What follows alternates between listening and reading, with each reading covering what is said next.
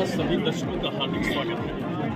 आज पुनः एक बार हमारी जो खास बातचीत रहेगी विपक्ष नेता श्रीमान सुनील शर्मा जी के साथ। आखिरकार असेंबली के बाद पाडर क्षेत्र का जो दौरा 3 दौरे चल रहे हैं और हम इसी मुद्दे पर बातचीत करेंगे कि आखिरकार सबसे पहला जो विजिट रहा पाडर का वो किस हिसाब से रहा और दूसरा विजिट और ये तीसरा विजिट क्या कुछ सौगात है पाडर के युवाओं के लिए।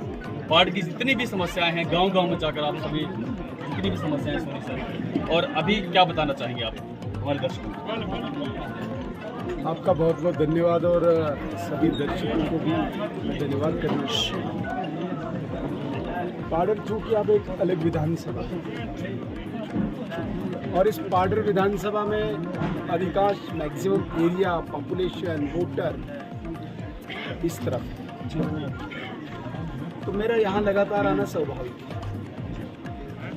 ये अलग बात है कि नेता विपक्ष के नाते मेरा दायित्व अब बढ़ गया और समय कम मिलता है, लेकिन मेरे जो वोटर हैं, मेरे जो कार्यकर्ता, मेरी जो विधानसभा है, इसे मैं इग्नोर नहीं कर सकता। जहाँ तक बात करते हैं आप सौगात की, पाडर सौगातों से भरा पड़ा है।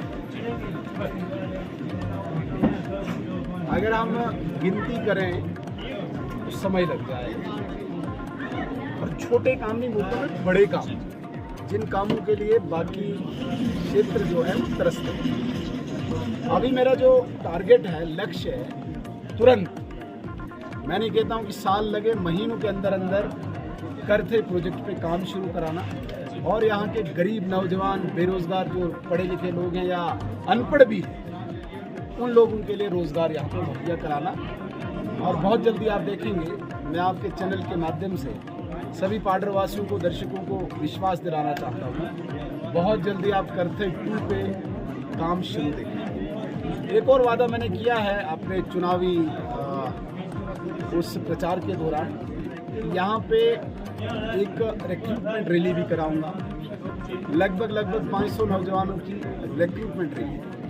मुझे लगता है बेरोजगार नौजवानों के लिए बहुत बड़ी सौगात है। अगर पूरे देश दुनिया में देखें तो बेरोजगारी का आलम बहुत बड़ा है, लेकिन केवल पाडर के लिए हम ये इस विधानसभा के लिए इस प्रकार का सोच रहे हैं और जो आ भी रहा है, ये बहुत बड़ी बात है।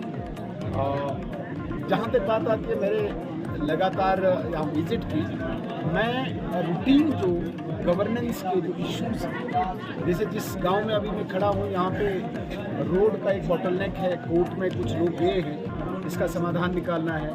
पानी की दिक्कत है, अभी पीछे में कुंदल गया था, वहाँ पे जेजेएम पानी की दिक्कत है, वहाँ पे क्रेडल बक्स की दिक्कत है। पीछे मैं अभी हमीदराव गया था, वो रोड रुका हुआ था। इस प्रकार के रोडों पे भी एक सवाल है, क्योंकि पाडर में पूरा रोडों का जो जाल है वो बिछ चुका है और जहाँ पे कुछ थोड़े मसले होते हैं, या तो ना एडमिनिस्ट्रेशन वहाँ पर हल कर सकती है, ना कोई और हल कर सकता है, वहाँ पर लोगों को आपकी ही ज़रूरत पड़ती है। तो आपको यहाँ के लोग समझते क्या है? लोग मुझ पर बहुत विश्वास करते हैं, पाडर के लोग, यहाँ के बुजुर्ग, यहाँ के नौजवान, यहाँ की माताएं, यहाँ की बहनें। मैं माता मचेल से प्रार्थना करता हूँ कि इनका विश्वास मुझ पर बना रहे। मुझे लगता है कि शायद ही इतना विश्वास ये किसी और पे करते हैं और मेरी बात को ये अंतिम सत्य मानते हैं, लास्ट ट्रुथ मानते हैं। इसने बोल दिया तो ये पत्थर की लकीर है। ये पाडर में मुझे बहुत बड़ी बात है, इसलिए मैं अभी कुछ दिन पहले हमीदराव गया, मेरा सिर्फ जाना हुआ रोड थ्रू हो गया। अब यहाँ आज जाड़ में भी आए हैं, तो यहाँ पे भी, और आज मैं ये कह रहा हूँ कि यहाँ आया हूँ, दोनों मैंने अभी इनको कहा, अब मेरे दोनों अनमोल रतन हो, एक कंधे पे मैंने रखा, दूसरे कंधे पे, तो उम्मीद जग सकती है बहुत जल्दी। अब मैं दूसरा सर, यहाँ पर देखो तत्तापानी में भी शेषनाग धाम, जितनी भी मचेल यात्रा है, मिंधल यात्रा है, बड़ी जोरों से चलती है और तत्तापानी में भी काफ़ी टूरिस्ट को रुकने के लिए, जो यात्री हैं उनको रुकने के लिए वहाँ पर कोई व्यवस्था नहीं है, बाथरूम नहीं है। बहुत अच्छा प्रश्न किया आपने। पाडर आने वाले दिनों में आप देख लेना, मेरी इस भविष्यवाणी को याद करके रखना, भविष्य में पाडर टूरिज्म का हब बनने वाला है। जितना टूरिज्म पोटेंशियल यहाँ पे है, चाहे एडवेंचर टूरिज्म है, चाहे यहाँ पे रिलीजियस टूरिज्म है, नॉर्मल टूरिज्म है, इन सब को देखते हुए मैंने इसको एक कम्प्रीहेंसिव होलिस्टिक प्रोग्राम एक बनाया हुआ है। आप देखेंगे कि जो ही ब्लैक टॉपिंग पूरी हो जाएगी, गंधारी में एक टूरिज्म का फेस्टिवल हम मनाएंगे। वो गंधारी के लिए नहीं, पूरे पाडर के लिए करेंगे। ट्रैकर्स की एक टीम मैं यहाँ पे ला रहा हूँ। इसके अतिरिक्त रिलीजियस टूरिज्म के हवाले से जो मचेल माता ने एक नाम दिया है पाडर को, किश्तवाड़ को, वहाँ पे अभी 20 करोड़ रुपया अभी हमने लाया है। 10 करोड़ रुपया एक प्राइवेटली एक बहुत बड़े किसी कंपनी ने डोनेट किया और वहाँ पे भवन बन रहा है। और 10 करोड़ 80 लाख रुपया हमने अभी सरकार से पीछे LG महोदय से लिया है। लगभग 20 करोड़ रुपया इस वक्त वहाँ पे है। जहाँ तक आप बोल रहे हैं कि भाई तत्तापानी में बाथरूम और हट बनाने की आवश्यकता है, वो बन भी रहे थे, लेकिन कोरोना काल की वजह से मैं वही बता रहा हूँ। तत्तापानी अपने आप में एक स्थान है और जो यात्री, जो तीर्थ यात्री मचेल आता है वो तत्तापानी भी आता है। तत्तापानी तीर्थ स्थान के साथ साथ एक सीनिक ब्यूटी भी वहाँ पे बहुत ज़्यादा है, वाटरफॉल है। इन सब चीज़ों को हम एक्सप्लोर करेंगे, एक्सप्लाइट करेंगे, ब्यूटीफाई करेंगे। ब्यूटिफिकेशन इसकी करने जा रहे हैं। मैंने अपने मिनिस्ट्रियल टेन्योर में हट बनाने की कोशिश की थी, व्यू पॉइंट बनाने की कोशिश की थी। कुछ हद तक बने, लेकिन सरकार गिरने के बाद वो रुके।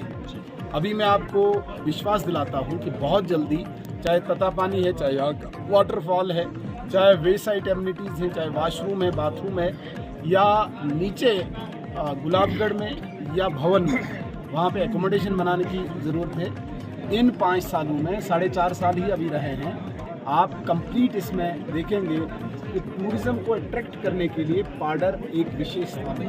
अब ये युवाओं के लिए मैं आखिरी एक सवाल पूछूंगा, युवाओं के लिए है खास करके, क्योंकि यहाँ के युवा आपने देखे होंगे, गांव-गांव में जाकर आपने युवाओं को देखा, युवाओं के चेहरे मुरझाए हुए थे, लेकिन अभी आप युवाओं से भी मिले, खास बातचीत भी की, तो आखिर क्या संदेश रहेगा यहाँ पार्टी के युवाओं के? युवाओं को मैं पुनः कहता हूँ, युवाओं ने मुझे 2014 में रोड्स की मांग की थी, बिजली की मांग की थी, टावर की मांग की थी, कॉलेज की मांग की थी, ITI की मांग की थी, अस्पताल की मांग की थी, कॉन्स्टिट्यूंसी की मांग की थी, ST स्टेटस की मांग की थी। सारी चीज़ें हुई, लेकिन मैंने उस दिन भी कहा था कि मैं पाडर को तब विकसित मानूंगा जब यहाँ का युवा सुबह काम पे जाएगा और महीने पे 20-25 हज़ार रुपया रोजी रोटी के लिए कमाएगा। वो दिन आ चुका है। इसलिए मैं आपके चैनल के माध्यम से तमाम पाडर के युवाओं को एक संदेश देना चाहता हूँ कि उस समय का इंतज़ार खत्म हो चुका है। चंद महीनों में आप देखेंगे कि भारत के प्रधानमंत्री इस प्रोजेक्ट का शिलान्यास करेंगे और यहाँ का नौजवान गरीब, पत्थर तोड़ने वाला भी वहाँ पे रोज़गार पाएगा, रेत ढोने वाला भी, वहाँ इंजीनियर भी पाएगा, टेक्निकल जो है, स्किल्ड जो है, वो भी रोज़गार पाएगा। इसके अतिरिक्त जो लोग भर्ती जाना चाहते हैं रिक्रूटमेंट रैली में, युवाओं को यही है कि वो अपने बूढ़े बाप की दवाई ला पाएँ, वो अपनी छोटी बहन की शादी कर पाएँ, वो अपने छोटे भाई को कॉलेज में भेज पाएँ, उसके लिए कश्मकश में है, मुरझाए चेहरे हैं। मुझे पूरी उम्मीद है कि बाकी चीज़ें इस वक्त चल रही है, जैसे आपने बोला कि रोड का जाल बिछ चुका है, बिजली पहुंच चुकी है, ठीक है, उतना स्मूथ अभी सारी चीज़ें हो नहीं पाई, लेकिन ओवरनाइट पॉसिबल नहीं है कि सारी चीज़ें आ चुकी है। ग्राउंड पे स्मूथ होते होते टाइम लगेगी। युवाओं के लिए रोज़गार एक बहुत बड़ा प्रश्न चिन्ह है, जिस रोज़गार के लिए मैंने ये 2 स्टेप्स उठाए, चाहे यहाँ पर करते हैं, चाहे यहाँ पर। बहुत बहुत धन्यवाद। ये थी विपक्ष के नेता सुनील शर्मा जी, जिन्होंने बताया कि यहाँ के युवाओं को परेशान होने की आवश्यकता नहीं, बहुत जल्द आपके लिए सुनहरे दिन आने वाले। धन्यवाद। आप देखते रहे इस चैनल को। मुझे दीजिए इजाजत।